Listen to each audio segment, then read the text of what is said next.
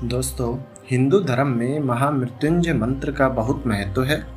यह हिंदू धर्म का एक प्रमुख मंत्र है जिसका सीधा संबंध भगवान शिव से है।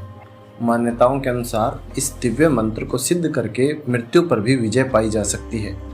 प्राचीन काल में जिस तरह देवताओं के पास अमृत था तो दानवों के पास इस मंत्र की शक्ति थी।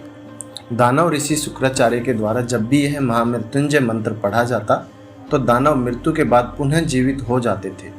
इस मंत्र को मृत संजीवनी मंत्र भी कहा जाता है। यह गायत्री मंत्र के समकालीन हिंदू धर्म का सबसे सिद्ध और व्यापक रूप से जाना जाने वाला मंत्र है। दोस्तों, पौराणिक काल में शिवजी के अनन्य भक्त मृकंड ऋषि संतानहीन होने के कारण दुखी थे। विधाता ने उन्हें संतान योग ही नहीं दिया था। मृकंड ने सोचा कि भगवान शिव तो सारे संसार का विधान बदल सकते हैं, इसलिए क्यों न भोलेनाथ को प्रसन्न कर यह विधान बदलवाया जाए। ऋषि मृकंड ने भोलेनाथ की बड़ी घोर तपस्या की। भोलेनाथ ऋषि मृकंड के तप का कारण तो जानते थे, इसलिए उन्होंने मृकंड को शीघ्र दर्शन नहीं दिए। लेकिन भक्त ऋषि मृकंड की भक्ति के आगे आखिरकार भोलेनाथ झुक ही जाते हैं। दोस्तों, भगवान शिव प्रसन्न होकर ऋषि मृकंड को दर्शन देते हैं। भोलेनाथ ने ऋषि मृकंड को कहा कि मैं विधान को बदलकर तुम्हें पुत्र प्राप्ति का वरदान दे रहा हूँ, लेकिन इस वरदान के साथ एक हर्ष और एक विषाद दोनों होंगे। भोलेनाथ के वरदान से ऋषि मृकंड को पुत्र हुआ जिसका नाम उन्होंने मार्कंडेय रखा। ज्योतिषियों ने ऋषि मृकंड को बताया कि आपका पुत्र मार्कंडेय अल्पायु है, इसकी उम्र केवल 12 वर्ष है। मृकंड ऋषि का हर्ष विषाद में बदल गया। मृकंड ने अपनी पत्नी को यह दुखद समाचार सुनाया। मृकंड ऋषि और उनकी पत्नी ने सोचा कि जिस ईश्वर की कृपा से हमें संतान प्राप्ति हुई है वही भोलेनाथ इसकी रक्षा भी करेंगे। भाग्य को बदल देना उनके लिए बहुत सरल कार्य है। मार्कंडेय बड़े होने लगे तो पिता ने उन्हें शिव मंत्र की दीक्षा दी। मार्कंडेय की माता बालक के उम्र बढ़ने के साथ साथ चिंतित भी रहती थी। उन्होंने एक दिन अपने पुत्र मार्कंडेय को अल्पायु होने की बात बता दी।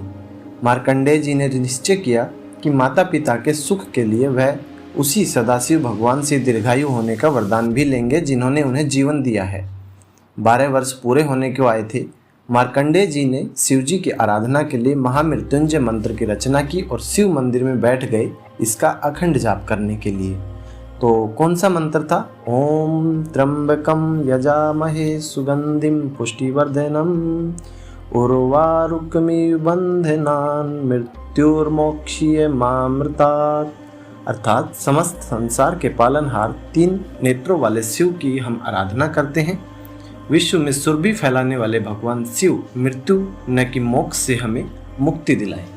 समय पूरा होने के साथ साथ यमदूत मार्कंडेय जी को लेने आए। यमदूतों ने देखा कि बालक महाकाल की आराधना कर रहे हैं तो उन्होंने थोड़ी देर प्रतीक्षा की।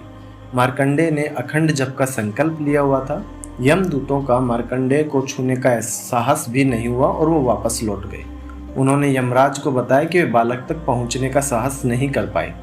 इस पर यमराज ने कहा कि मृकंड के पुत्र को मैं स्वयं लेकर आऊँगा। यमराज पहुँच गए मार्कंडेय ऋषि के पास। बालक मार्कंडेय ने यमराज को देखा तो जोर जोर से महामृत्युंजय मंत्र का जाप करते हुए शिवलिंग से लिपट गए। यमराज ने बालक मार्कंडेय को शिवलिंग से खींच कर ले जाने की चेष्टा की, तभी जोरदार हुंकार से मंदिर कांपने लगा। एक प्रचंड प्रकाश से यमराज की आंखें भी चौंधिया गई। शिवलिंग से स्वयं भगवान महाकाल प्रकट हो गए। उन्होंने हाथों में त्रिशूल लेकर यमराज को सावधान किया और पूछा, तुमने मेरी साधना में लीन भक्त को खींचने का साहस कैसे किया? महाकाल के प्रचंड रूप को देखकर यमराज कांपने लगे। उन्होंने कहा, प्रभु मैं तो आपका सेवक हूँ, आपने ही जीवों से प्राण हरने का निष्ठुर कार्य मुझे सौंपा है।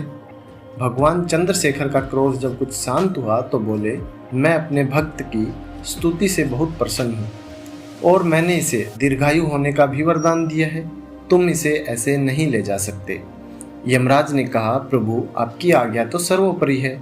मैं आपके भक्त मार्कंडेय द्वारा रचित महामृत्युंजय का पाठ करने वाले जीव को कभी भी त्रास नहीं करूँगा। महाकाल की कृपा से मार्कंडेय दीर्घायु हो गए। उनके द्वारा रचित महामृत्युंजय मंत्र काल को भी परास्त करता है। सोमवार को महामृत्युंजय मंत्र का पाठ करने से भगवान शिव की कृपा होती है और कई असाध्य रोग, मानसिक वेदना से राहत मिलती है। तो दोस्तों, ये थी आज की वीडियो। उम्मीद करता हूँ आपको पसंद आई होगी। मिलते हैं एक दूसरी वीडियो में बड़े महत्वपूर्ण विषय के साथ। तब तक के लिए धन्यवाद।